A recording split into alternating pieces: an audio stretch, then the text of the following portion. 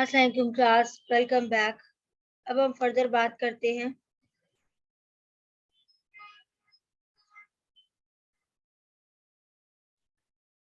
Form, content and extent of audit documentation. Audit documentation की कौन कौन सी फॉर्म्स होंगी, उसके अंदर क्या क्या कंटेंट होंगे और उनके एक्सटेंट क्या क्या होंगे। क्लियर? स्पेसिफिकली एक एक हेडिंग को हम अच्छे से डिस्कस करेंगे। The auditor shall prepare audit documentation that is sufficient to enable an experienced auditor having no previous connection with the audit to understand। एक जब ऑडिट परफॉर्म कर रहा होता है एक ऑडिटर, तो स्पेशली एक एक्सपीरियंस ऑडिटर, तो उसको पता होने चाहिए कि वो सारे ऑडिट डॉक्यूमेंटेशन मेंटेन करके रखे। उसने प्रीवियस ऑडिट नहीं किया हुआ, वो पहली बार ऑडिट कर रहा है, तो वो उसको समझ आना चाहिए मुझे कौन कौन सी चीजें डॉक्यूमेंट करनी है, जिससे वो रीजनेबली जस्टिफाई हो सके कि उसने ऑडिट अच्छे से परफॉर्म किया है। क्लियर? अब हम सबसे पहले पॉइंट की बात करते हैं। The nature, timing and extent of audit procedures perform to comply with international standards on auditing and applicable legal and regulatory requirement.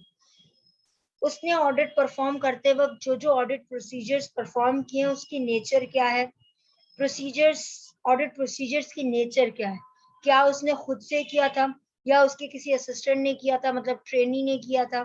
इसके अलावा उसने डायरेक्टली किया था, इनडायरेक्टली किया था। इसके अलावा उसने टेलीफोनिक कम्युनिकेशन की थी या फिर उसने इन राइटिंग लिख के भेजा था। नेचर क्या है ऑडिट प्रोसीजर्स की। क्लियर? उसके बाद टाइमिंग क्या है, किस टाइमिंग पे किससे बात की थी, डे कौन सा था, और इसके अलावा किस तरीके से आपने कम्युनिकेट किया था। देन एक्सटेंड, एक्सटेंड आपने कितनी देर तक कम्युनिकेशन की थी जो ऑडिट प्रोसीजर परफॉर्म किया है, कि लाइक 1 घंटा 2 घंटा, और फर्दर उसको एक्सटेंड को कब तक लेके जा सकते हैं, क्या रिक्वायर्ड है कि ये ऑडिट प्रोसीजर्स अभी परफॉर्म कर दिया है लेकिन sufficient and appropriate audit evidence अभी तक नहीं मिले हैं।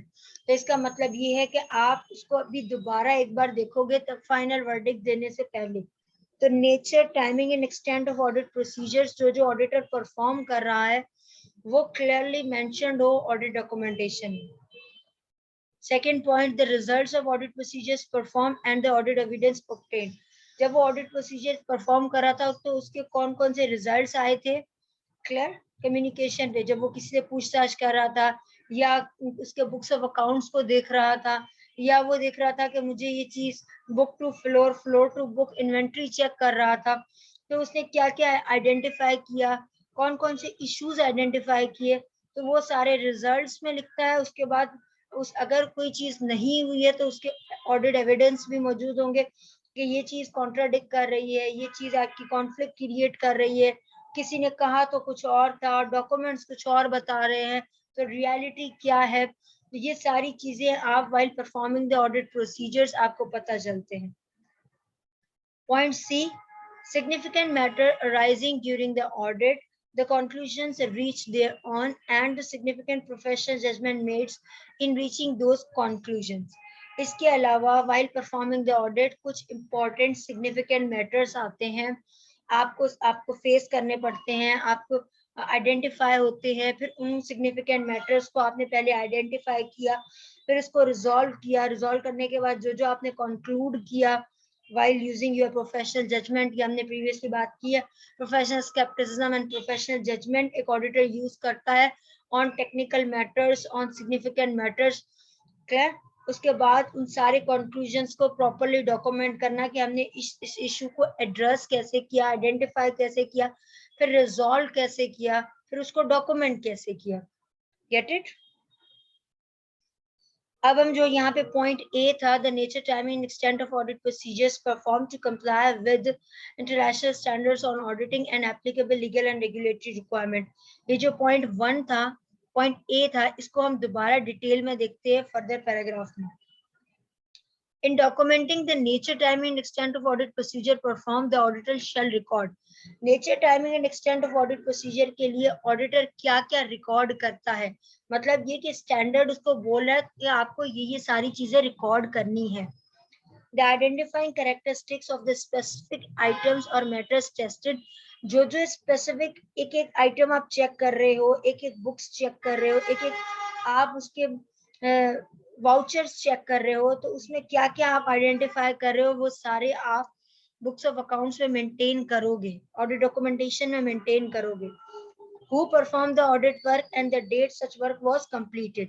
अभी प्रीवियसली मैंने यही डिस्कस किया कि किसने काम किया है, ये मेंशन होगा, कौन सी डेट पे काम कंप्लीट किया है, कब स्टार्ट किया है, क्लियर किसने स्टार्ट किया है, ये आप बुक्स ऑफ अकाउंट्स में लिखते हो, ये आप बार बार डॉक्यूमेंटेशन में लिखते हो, ताकि किसी भी किस्म की कोई एम्बिग्यूटी ना हो, पता चल सके किसने कितना काम किया है, किसने कौन सा काम किया है।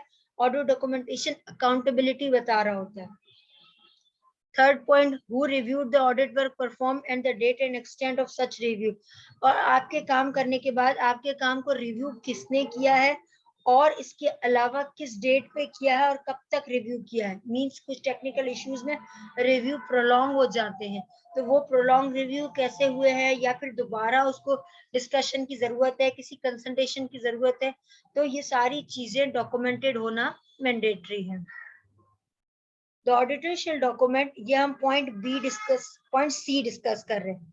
पॉइंट सी जो ऊपर आ रहा है, significant matters arising during the audit, the conclusion reached thereon and significant professional judgments made in reaching those conclusions. ये पॉइंट सी है, form, content and extent of audit documentation का। इसको हम ये यहाँ पे थर्ड पैराग्राफ में दोबारा डिटेल में डिस्कस कर रहे हैं कि जो सिग्निफिकेंट मैटर्स आइडेंटिफाइड आपने हुए थे उसको फर्दर कैसे डील करना है। The auditor shall document discussion of significant matters with management, those charged with governance and others, including the nature of significant matters discussed and when and with whom the discussion took place.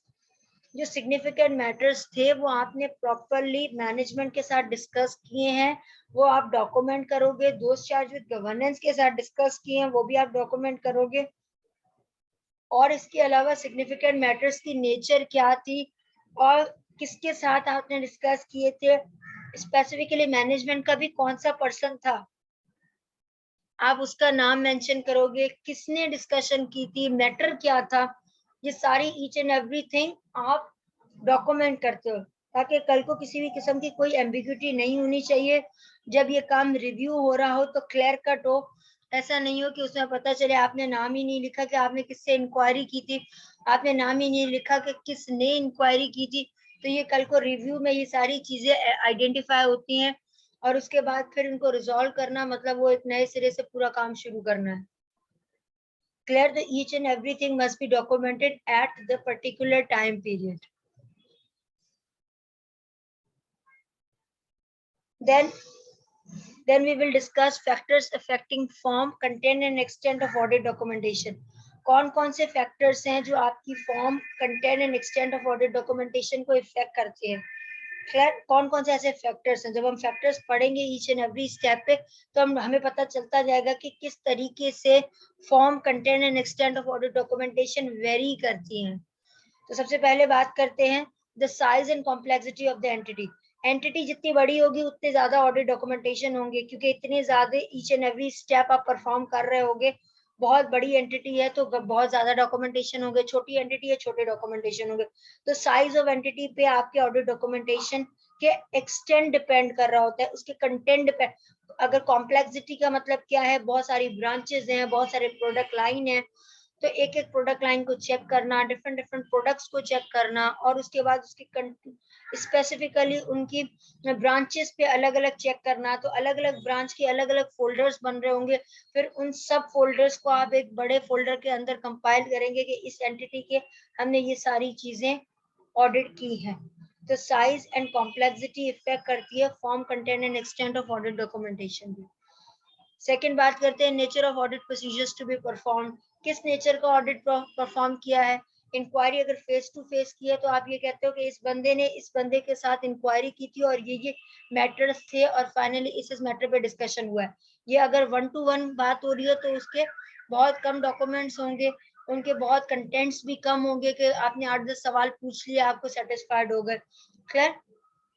अब यही panel पे आप discussion करें वो audit procedures, वही inquiry आप 4-5 लोगों से ले तो उनके डॉक्यूमेंटेशन की वर्थ और रिक्वायरमेंट अलग होगी कि आपने इससे भी डिस्कस किया, इसने ये बोला, इसने ये बोला, और उसकी कॉन्ट्राडिक्शन में आपको किसी और पर्सन ने कुछ और कहा, उसमें फिर किसी और ने कुछ कहा, फाइनली क्या डिस्कशन हुआ। जो पैनल डिस्कशन होता है उसमें डिस्कशंस बड़ी होती हैं, उसमें कॉम्प्लेक्सिटी ऑफ मैटर्स आ जाते हैं, तो फिर उनको रिजॉल्व कैसे किया। तो जो ऑडिट प्रोसीजर्स आप जैसे परफॉर्म करोगे वैसे ही form, content and extent of audit documentation होगी।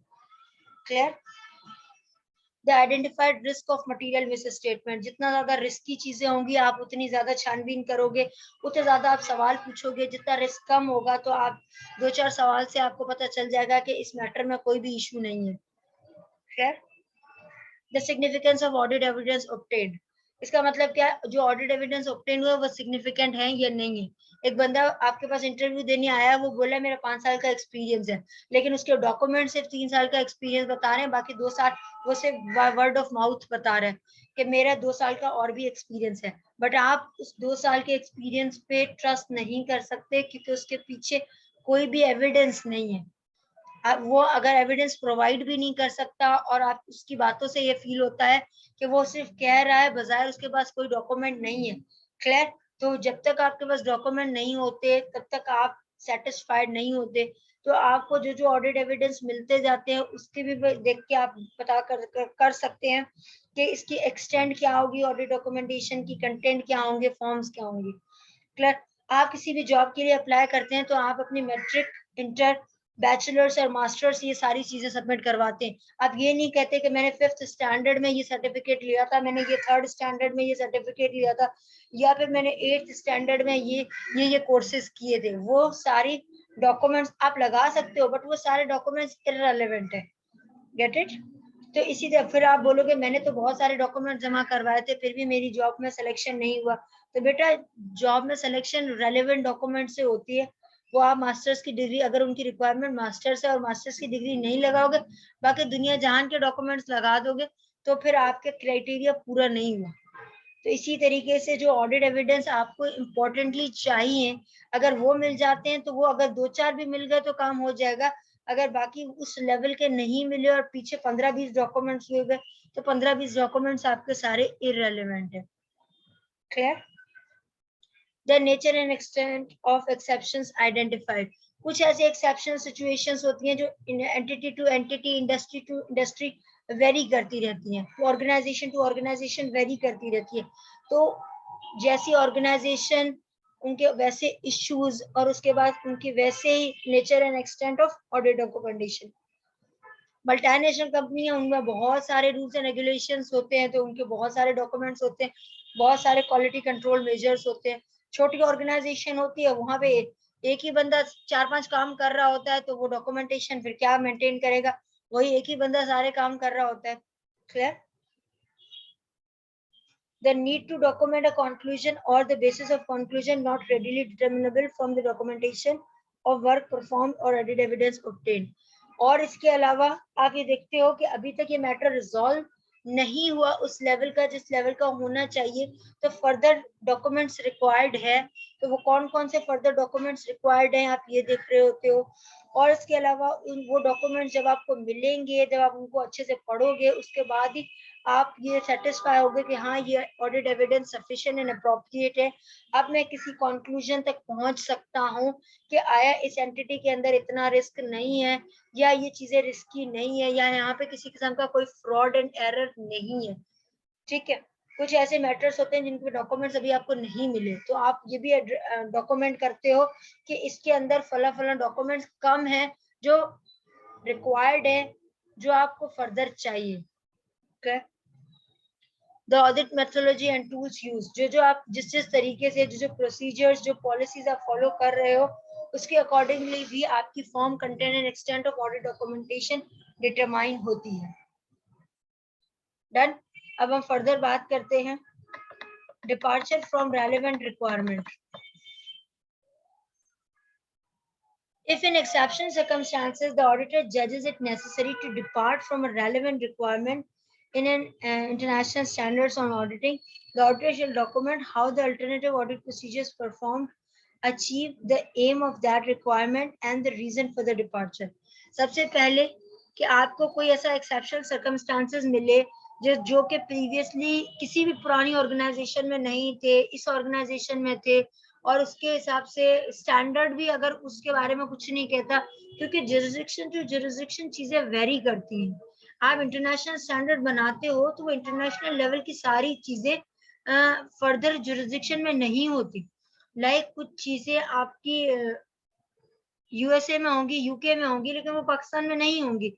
वो स्टैंडर्ड पाकिस्तान में फॉलो नहीं हो रहे होंगे, लेकिन जो पाकिस्तान के इश्यूज हैं वो स्टैंडर्ड में नहीं होते, क्योंकि वो इश्यूज सिर्फ पाकिस्तान में आते हैं, वो इंटरनेशनल लेवल पे आते ही नहीं है। तो वो इश्यूज पे रिजॉल्व कैसे होते हैं?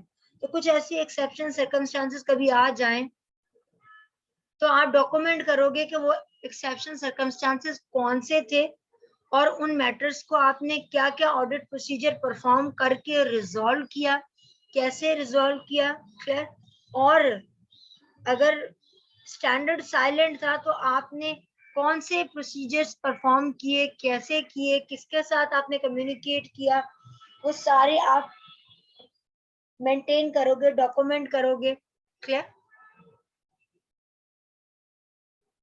फर्दर बात करते हैं matter arising after the date of auditor's report. कुछ ऐसे इश्यूज जो ऑडिटर्स रिपोर्ट डेट के बाद मैटर्स रेज हो रहे हैं, देन क्या आप उसको डॉक्यूमेंट कर सकते हो? कर सकते हो तो कैसे करोगे, किस तरीके से करोगे? If in exceptional circumstances the auditor performed new and additional audit procedures or drawn new conclusion after the date of auditor's report, the auditor shall auditor's report के बाद आप कोई भी ऑडिट प्रोसीजर परफॉर्म करते हो, कोई ऐसा नया ऑडिट प्रोसीजर परफॉर्म करते हो, तो उस वक्त ऑडिटर क्या करेगा? कौन से ऐसे सिचुएशन थी? सबसे पहले द सर्कमस्टांसेस इनकाउंटर्ड, कौन से ऐसे हालात थे जिसमें आपने वो नए प्रोसीजर परफॉर्म किए और नए कंक्लूजन्स आपने फॉर्म किए? तो पहले तो वो स्पेसिफिक सर्कमस्टांसेस आप लिखोगे डॉक्यूमेंटेशन में।